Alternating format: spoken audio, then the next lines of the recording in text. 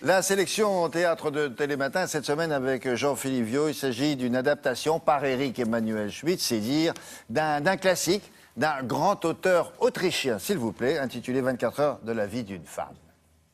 Oui, c'est bien à partir de cette célèbre nouvelle de Stefan Zweig qu'Éric Emmanuel Schmitt a traduit et adapté la pièce à l'affiche aujourd'hui. Pour interpréter ces 24 heures de la vie d'une femme, c'est l'unique et inimitable Clémentine Célarié qui porte ici à son paroxysme l'écriture de Zweig. À ses côtés, Loris Freeman et Samuel Nibodo complètent la distribution de ce fascinant voyage sur la complexité humaine. Steve Suissa en signe la mise en scène. Ça se joue au Théâtre Rive-Gauche pour l'instant, c'est à Paris. Vous n'aimez pas le poker? Je déteste tous les jeux. 24 heures. Il m'a suffi de 24 heures pour devenir une autre femme. C'est une rencontre absolument improbable entre deux êtres qui sont chacun un peu éteints, on va dire. Elle est veuve et lui, il veut mourir, il veut se suicider parce qu'il a perdu au jeu.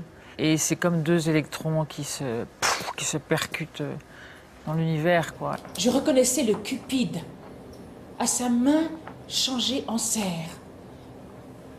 Le prodigue à sa nonchalance. Le calculateur à son poignet apaisé. C'est une femme bourgeoise, aristocrate peut-être. Elle a la chance de vivre. Elle se dit, mais je ne peux pas laisser ce paquet de misère à son sort, c'est ce qu'elle dit. C'est un jeune homme, elle ne peut pas le laisser mourir. Je comprends très bien. Je ne trouvais pas le courage de parler ou d'agir. Ni celui de partir. On ne peut pas aller chez moi. Il me prenait pour une...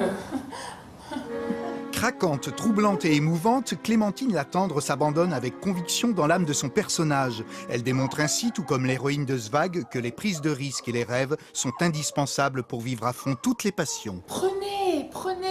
Je vous ai observé tout à l'heure au casino. Je sais que vous avez tout perdu. J'aurais voulu me débattre, m'arracher à lui, mais là, sa main s'appliqua comme ça sur mon bras, autoritaire.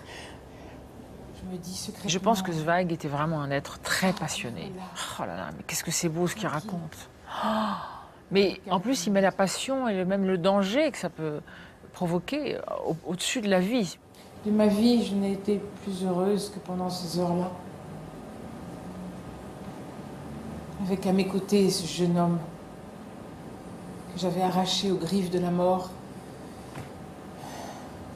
C'est un voyage dans les émotions et mais toutes sortes d'émotions, quoi. L'excitation, parce qu'ils sont comme...